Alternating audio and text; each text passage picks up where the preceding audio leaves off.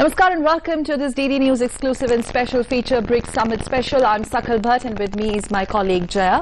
नमस्कार, बहुत बहुत स्वागत है आपका इस खास पेशकश में जिसमें हमारी सीधी कवरेज जारी है ब्रिक्स सम्मेलन से। All right, we'll keep getting you the live inputs and ground reports from there, and we are expecting Prime Minister Narendra Modi to address a plenary session there at UFA in Russia in a moment from now. And before we do so, let's quickly give you an overview as to what all action has happened since morning in UFA. Well, it's been a busy day. Well, BRICS Summit has started. We know that, and socio-economic agenda will be dominating the entire BRICS Summit. The agenda for the summit covers both political and economic issues, but the specific emphasis is going to be on the economic cooperation, and more specifically the BRICS Summit will address current economic challenges that the BRICS region faces. The 7th summit in UFA, which is currently underway, is also slated to build up on two of the major initiatives that was formalized at their last meeting in Brazil in Fortaleza last year, which also saw the launch of a new development bank that is being packaged as an alternative to the International Monetary Fund as well as World Bank, and also to set on the 100 billion contingency reserve arrangement that each member can draw from in a situation of financial crisis. BRICS member nations will also discuss the ways and means as to how to combat the cascading impact of the Greece debt crisis.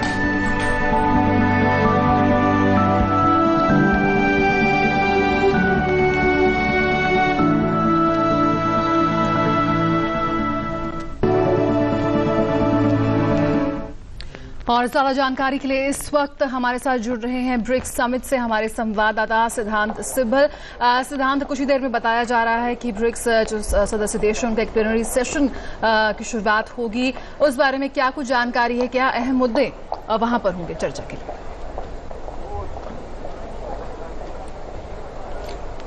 Jaya, आपने बात करी BRICS summit में क्या अहम मुद्दे हैं। अहम मुद्दे बहुत सारे हैं। अगर ग्लोबल इकोनॉमिक रिकवरी की बात करें, फ्रेजाइल है, तो एक बड़ा मसला ये है, सुबह जब ब्रिक समिट स्टार्ट हुआ 12:30 बजे इंडियन स्टैंडर्ड टाइम के मुताबिक, उसके बाद एक बिजनेस मीट हुई थी जिसमें प्रधानमंत्री नरेंद्र मोदी के जो भाषण है उसमें जो अगर देखें क्या क्या फोकस रहा, एक तरफ से उसकी जो स्पीच में जो एम्फेसिस था वो था ग्लोबल इकोनॉमिक रिकवरी पे। प्रधानमंत्री जी ने कहा कि कैसे यूरोप एक अभी भी एक बड़ा मसला है और ग्रीस एक उससे भी बड़ा मसला है जो यूरोपियन इकोनॉमी को इफेक्ट कर रहा है।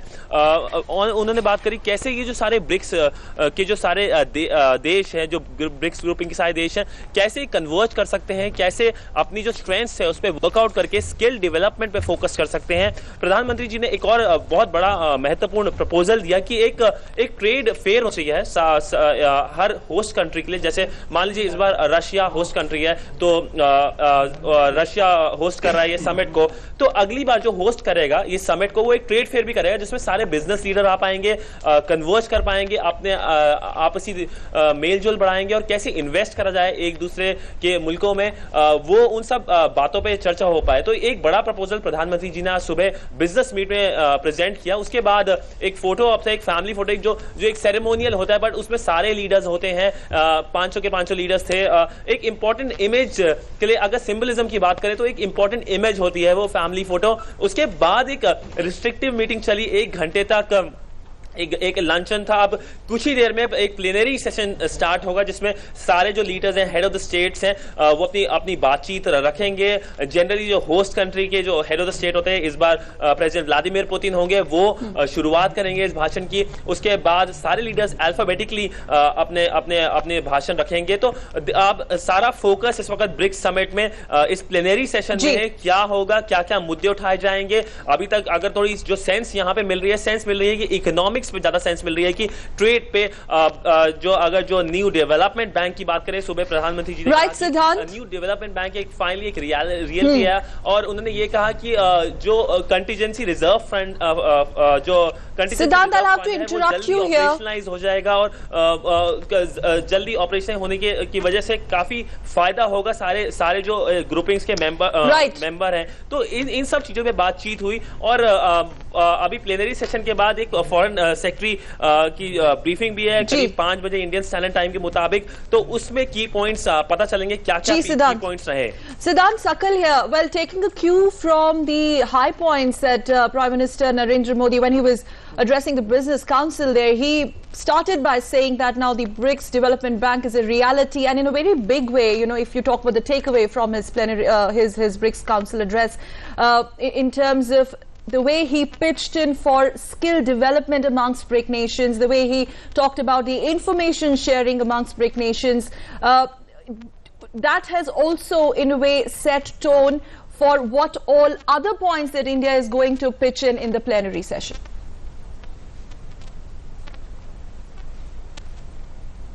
Yes, Sakal, it has in a sense a set tone for the wider discussions. We really don't know what happened during the restrictive meeting and of course the business luncheon, but plenary session will in a sense put focus on the entire BRICS summit, what all transpired throughout the day, and that of course already focus has now shifted to economic recovery across the world, with emphasis being on Europe, and of course a new development bank just days before in Moscow, the board of the entire BRICS met, and of course the vice president was elected, announced, and of course the first president, KV Kamath, eminent Indian banker, his name was put forth, ratified. So in a sense, finally BRICS bank seeing the reality, but of course contingency reserve fund, focus will be on that when it will see the light of the day. So these are all the focus areas, but the entire focus right now, just few minutes from now, is shifting towards the plenary session. What will happen there, what will the focus of all the leaders, and whether other crucial issues which have dominated the world, like reforms in the Bretton Woods institutions, will these things also figure out in the plenary meet? Well, also the fact that the much awaited bilateral between India and Pakistan is slated for tomorrow, when Prime Minister Modi will meet his Pakistani counterpart. We have been talking about the expectations attached to it, and terror we know will figure out in the talks. But have you been able to pick up something more from the Foreign Affairs Ministry officials there? What will be the tangible points of discussion beyond terror? Is it more than a symbolic meeting? What all substance is really attached to it when both leaders meet face to face tomorrow?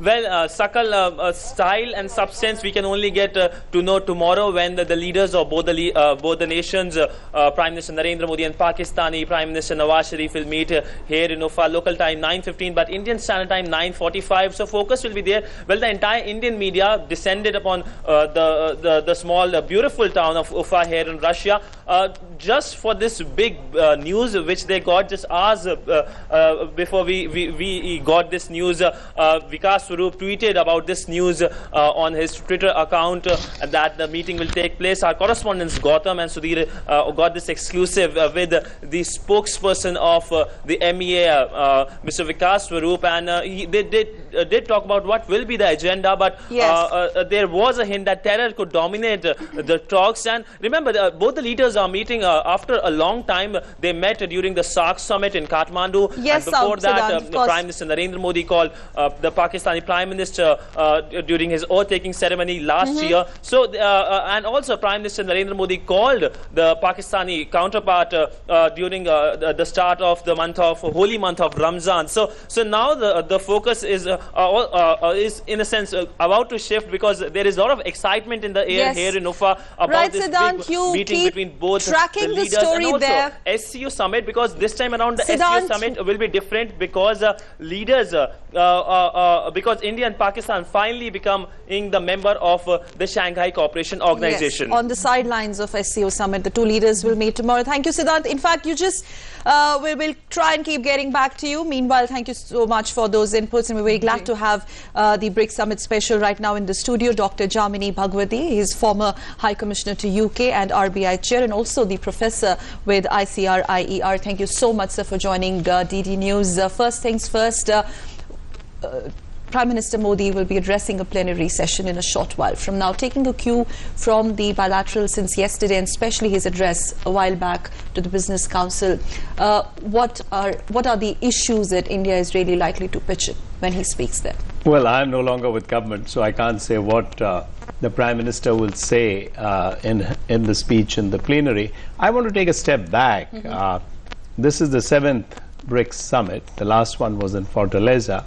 So if you were to ask the man on the street in Delhi about the 6 previous summits, most people, including those who are in university and who are in government, would perhaps not know much of what has happened and what has been the follow-up action of the last 6 summits.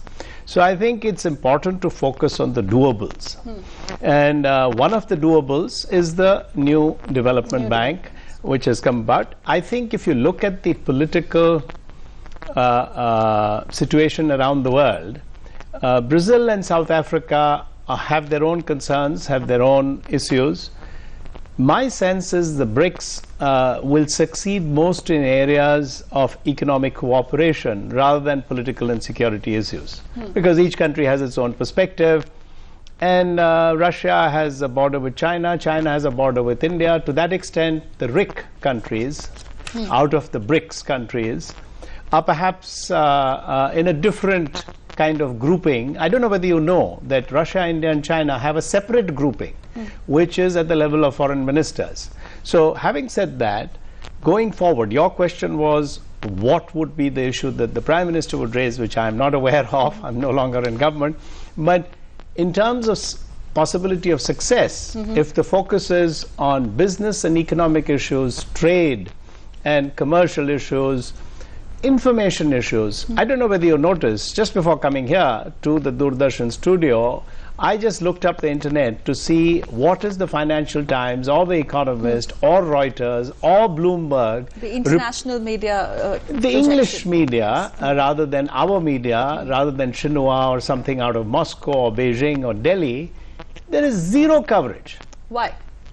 My sense is there is an inherent discomfort at a political level with this kind of a grouping, which might at some stage, I won't say challenge, might be an alternate center of power or maybe yet another center of power. The West, for the last 200 years, and particularly in the last 100, and definitely post the Second World War, the lead that the US has, both as an economy as well as a military power, I don't think they feel very comfortable with these kinds of groupings. Particularly Russia and China are one-party countries. शायद इसी वजह से Putin ने ये बात कही कि BRICS को सैन्य या राजनीतिक गठबंधन बनाने की योजना नहीं है. I think that's the reason he has to clarify this point. बिल्कुल ठीक, जैसे आपने कहा कि राजनीतिक तौर पे मुझे नहीं लगता कि ये गठबंधन बहुत कुछ काम कर पाएगा या कुछ हासिल कर पाएगा. इकोनॉमिक एरियाज में उसको ज़्यादा सक्सेस हासिल होगी. और ये ब्रिक्स डेवलपमेंट बैंक है, अगर आप चाहें तो मैं बोल सकता हूँ उसके ऊपर. द ब्रिक्स डेवलपमेंट बैंक, और rather the new development bank, it has to have its thinking clear. I worked 12 years in the World Bank, so I worked in a specific multilateral development bank. Now, the World Bank, the Asian Development Bank are watching all these developments. They're saying, very good, we are clapping on. And the fact that it's been seen as an alternative to IMF and World Bank, well, would you buy that? I mean, does it cut ice when we talk about it's too early. It's too early to talk about an alternative. It can supplement, it can complement. But to be an alternative, now you look at the credit ratings of these countries. First of all, you have to focus on the fact that what is it that you want to do? Will you be lending only within these 5 countries, or will you lend to the least developed countries in sub-Saharan Africa and in Latin America? If you want to do that, you won't be able to compete with the World Bank or with the Asian Development Bank, because their rates of interest will be far lower. In fact, the World Bank also administers a program called IDA, on which the interest rates are absolutely kind of, sometimes close to zero. And the maturities of the loans are 30 to 50 years. There is no way that the BRICS Bank, the new development bank, can compete with the World Bank or with the Asian Development Bank or with any other multilateral development bank which already exists with lending to the poorest of the poor. Now, this may sound very harsh, but it's much better to learn to walk before you run. So the new development bank would be well advised, in my capacity as a former multilateral development banker, to focus its attention within the grouping. focus. I saw some news item, Mr. Kamath, saying that, we'll raise 400 billion. I don't know from where. The equity capital is 50. I mean, if anybody is going to subscribe to bonds that the new development bank will float, the rates of interest will be way, way, way above the rates that the IBRD or the ADB can borrow. And I'll tell you what the reason is. Because the credit ratings of these 5-member countries, China is, of course, the best rated, is way below that of a US or a Germany or a France and so on. So the markets, and it is the developed country markets from where you want to raise money. Why? Because these are the countries which have convertible currencies. All right. Another area of focus, in fact, for India, of course, is the bilateral that we are talking about between Pakistani Prime Minister and our Prime Minister Modi ji tomorrow meeting. And our correspondents have talked to the the ME officials there. In fact, they've said that, well, there is plenty to talk when two sides meet, quote unquote, and terror in all likelihood is going to figure out. But the question here could be that whenever we talk to them, but do they really walk the talk? Well, you're asking somebody who has not worked either in the ministry or in our High Commission in Islamabad with regard to Indo-Pak relations. But as a citizen of India, now let me put on another hat, which is we are all citizens, 3 of us are citizens of India, and we have all watched with horror what happened in November 2008. And there have been other incidents in Gujarat and other places where... And the continuous unprovoked aggression at the border, not to forget that. Yes. Right, absolutely. Now, you see, there are always two sides. If you were to go and look at the Pakistani press, read the Dawn or listen to their television, you will hear another side of the story where there is unprovoked aggression from the Indian side. It's a very long story. They have to figure out for themselves. Pakistan. Your question is specifically with regard to tomorrow's meeting. Expectations, yes. Yeah, I think everybody should temper and tone down expectations. It's going to be a slow process. I'll stop there because this is not my area of expertise, and let's not try to prejudge what is going to happen between the leaders of India and Pakistan tomorrow. Ice breaking.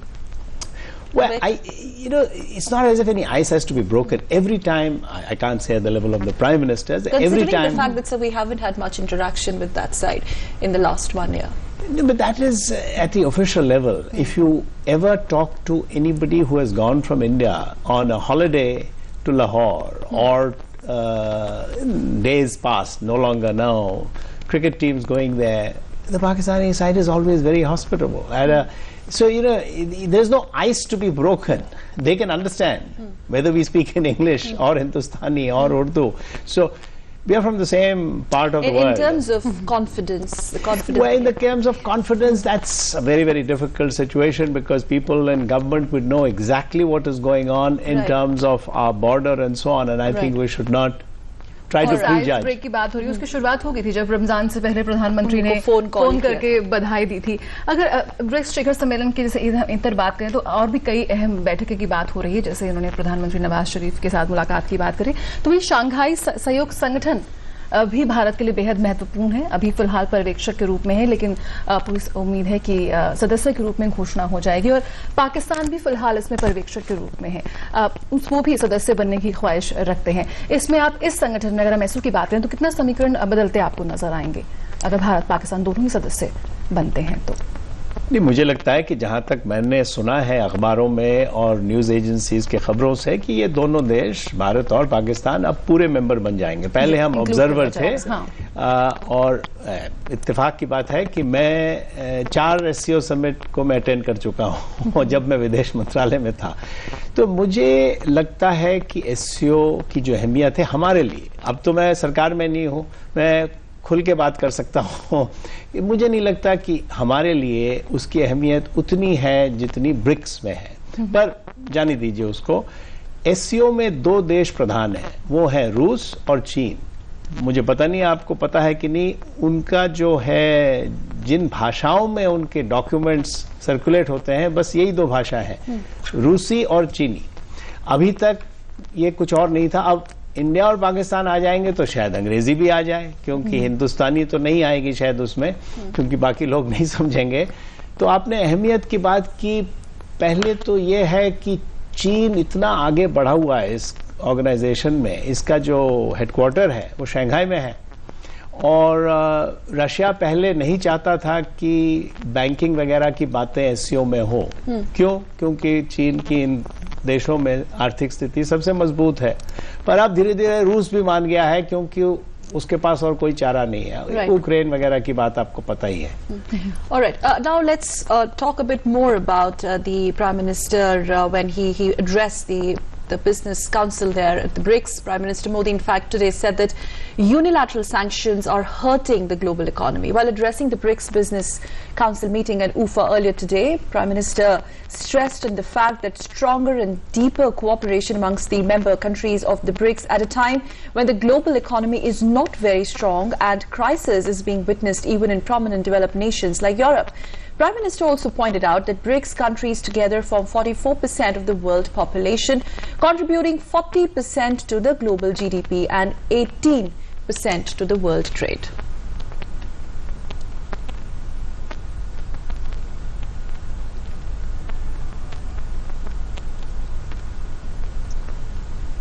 All right, Sidhant Sibal once again joins us, correspondent from UFA. Sidhant, yes, it's over to you. What's the latest and when is the plenary session about to begin? Well, Sakal, latest event, of course, is the big plenary session which will happen and it's about to begin. Focus, of course, on the speeches of the leaders. So that will be the emphasis on the plenary session. Also, as you talked about, socio-economic and, of course, skill development. And already in the morning, when the Prime Minister addressed the BRICS business meet, he talked about BRICS Bank and how the countries of the grouping can converge and, of course, put their strength together and focus on other things and in a sense provide a platform also to the other investors and the investors in these groupings through a trade fair. So that was a proposal given by Prime Minister Narendra Modi and we can see more elaboration on all the entire things which happened during the business meet during the plenary session.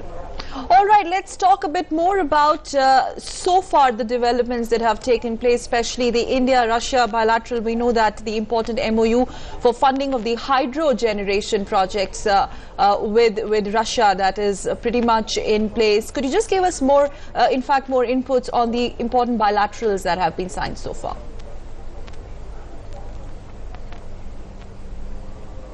Well, Sakal, as far as I can get your question, you talked about bilaterals. Well, talking about bilaterals, yesterday we had this bilateral between the Chinese and Indians, and of course Indians and Russians. In the morning today, we had bilateral between Indians and Iranians, and later in the evening at around 6 o'clock by Indian Standard Time, we will have this bilateral with the Brazilians and later on with the South Africans.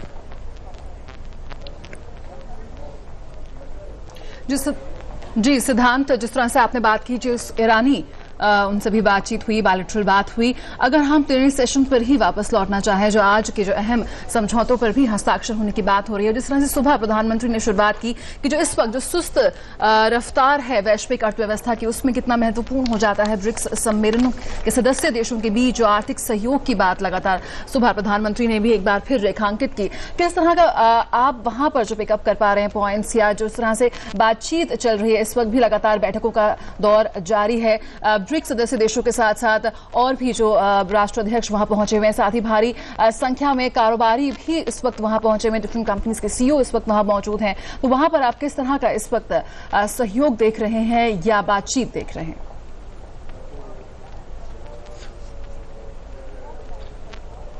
जी जी, अगर atmosphere की बात करें यहाँ पर एक तरफ से काफ़ी ऑप्टिमिज्म का एटमॉस्फेयर है और इकोनॉमिक जो एजेंडा है, बेसिकली ट्रेड एजेंडा है, वो काफ़ी डोमिनेट कर रहा है। यहाँ पे बहुत सारे देशों के जो पत्रकार आ चुके हैं, रशियन मीडिया उनकी सबसे ज़्यादा यहाँ प्रेजेंस है क्योंकि होस्ट कंट्री में हो रहा है।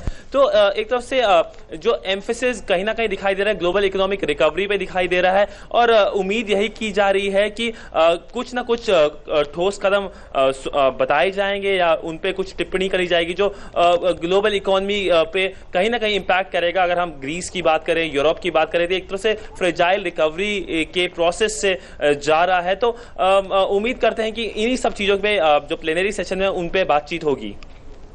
All right, Sidhant, we'll keep getting back to you in a while. In the meantime, sir, about the SCO on the side, because you of course have been there. For India now, what are the expectations?